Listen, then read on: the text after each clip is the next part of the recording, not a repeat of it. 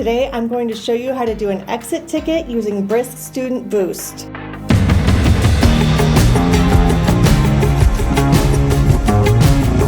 The first thing you want to do is go to the Chrome Web Store and add the Brisk extension.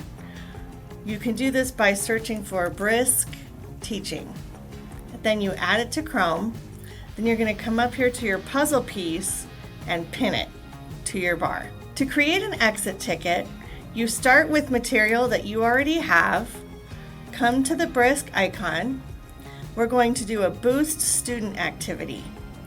Create from this presentation, and here's the screen where you're going to get it set up. So here you click this little arrow and you go down to exit ticket. So you're going to describe what activity you want to do, create an activity about this attached presentation.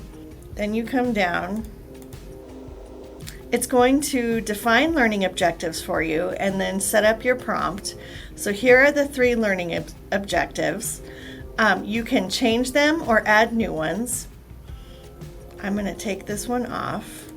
The AI guardrails are setting up the prompt for you. So this is an exit ticket helping students demonstrate their understanding of dependent clauses. So it instructs the AI on how to interact with the students.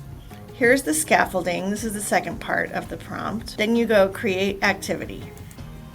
This is what students will see. So they will see your material on the left and the chat window on the right.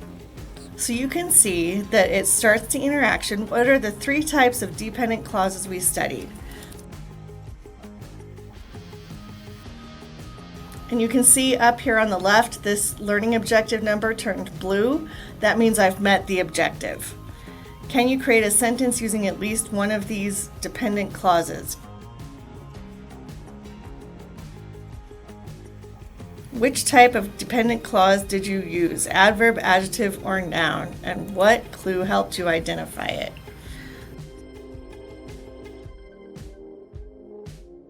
To share this with students, come up here to share, copy the activity link, and put it in Google Classroom. This is the screen that the teacher sees, the View Progress screen. And you can see my progress on the objectives. If I would like to, I can see the chat that the student had. I can download it in case there were hijinks. It will tell me if they copied and pasted text or if they interacted inappropriately with the chatbot.